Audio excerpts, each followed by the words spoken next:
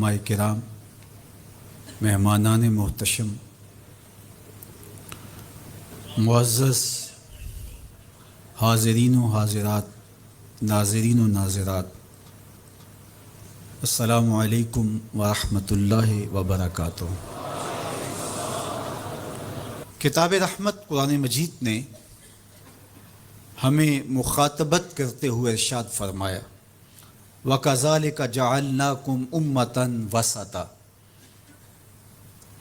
کہ ہم نے آپ کو امت وسط بنایا۔ تو دو چیزیں یہاں بیان فرمائی گئیں۔ ایک تو ہمارا نام، ہمارا تعارف، ہماری پہچان امت کے ذریعے سے کی گئی ہے کہ تم امت ہو، اور یہ وہ امت ہے جو میرے حضور نے جوڑی ہے۔ تنکا تنکا کر کے یہ گھونسلہ بنا، کوئی روم سے آیا، کوئی حبشے سے آیا، کوئی فارس سے آیا، کوئی مکے کا باسی تھا، کوئی مدینے کا رہائشی تھا، کوئی یمن سے سفر کرتا ہوا آن پہنچا، اور یہ ایک امت بنی۔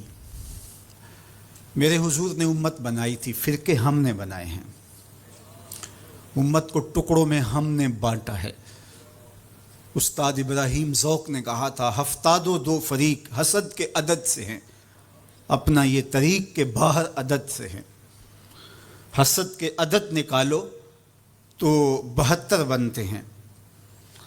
تو کہا کہ یہ حسد کا نتیجہ ہے کہ امت فرقہ فرقہ ہو گئی اور ٹکڑوں میں بٹ گئی۔ مجھے بتاؤ، جس نے امت جوڑی تھی اس کے قلب اطہر پہ کیا گزرتی ہوگی؟ گھر میں دو بیٹے آپس میں بولتے نہ ہوں تو باپ کے حلق سے نیچے لقمہ نہیں اترتا۔ جس کی امت فرقوں میں بٹ گئی، طائف کے بازاروں میں، مکے کی گلیوں میں، اور کہاں کہاں میرے حضور نے اس امت کے لیے دکھ جھیلے، تکلیفیں سہی، تو یہ امت ٹکڑوں میں بٹ گئی۔ حضور سے ہمیں معافی مانگنا ہوگی۔ چھوڑ کے آپ کا دامن رحمت، آقا ہم سے بھول ہوئی، کھو دی اپنی قدر و قیمت، آقا ہم سے بھول ہوئی۔ دیکھ ہماری آنکھ مچولی، اپنے سینے اپنی گولی، بھول گئے ہم درس اخوت، آقا ہم سے بھول ہوئی۔ بن گئے سیم و زر کے بندے، تن کے اجلے من کے گندے، لٹ گئی ہم سے فقر کی دولت، آقا ہم سے بھول ہوئی۔ دنیا کے ٹھکرائے ہوئے ہیں، تیرے در پہ آئے ہوئے ہیں، کھول دے اپنا باب رحمت، آقا ہم سے بھول ہوئی۔ ہم سے غلطی ہوئی کہ ہم ٹکڑوں میں بٹ گئے، ہم گروہوں میں بٹ گئے، اور اس کا نتیجہ کیا ہے؟ آج پوری امت زخم زخم ہے، پوری امت لہو لہو ہے۔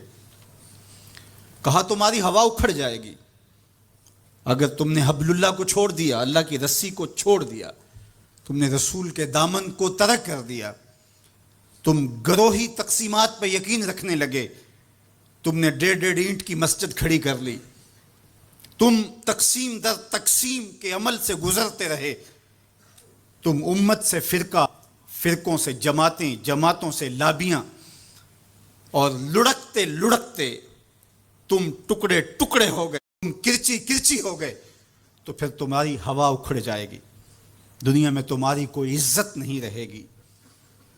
آج حضور کے قلب اطہر پہ کیا گزرتی ہوگی جب شام کی بچیوں کے منہ پہ تماچے مارے جاتے ہیں، جب بغداد میں حضور کی امت خانمہ برباد نظر آتی ہے، جب برما میں آری لے کر کے اعضاء کاٹ دیے جاتے ہیں، جب دشت لیلہ سے لے کے کندھار تک اور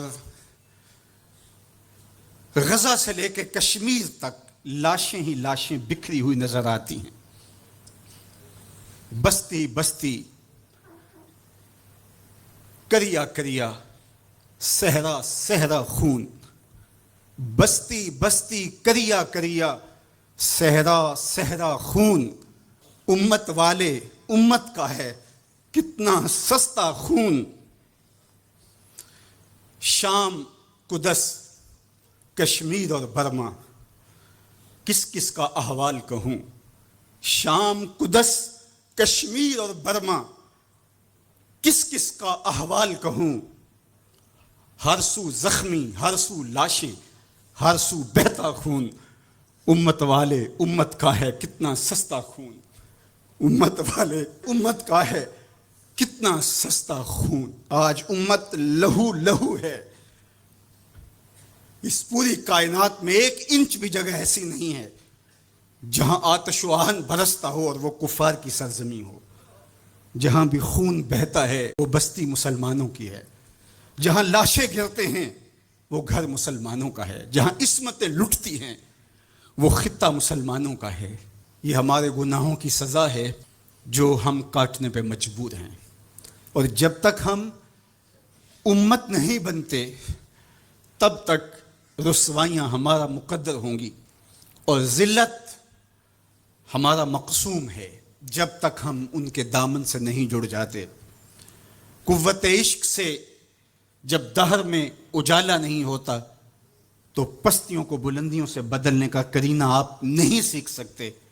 نام محمد کو تھام کر کے، امت کی وحدت کے تصور کو اجاگر کر کے، حضور کا پاکیزہ وجود جو امت کی وحدت کا ضامن ہے، اس سے بے لوث محبت کا رشتہ اور الفت کا ربط جب تک مضبوط نہیں ہوتا تب تک ہم ان مشکلات سے کبھی بھی نہیں نکل سکتے۔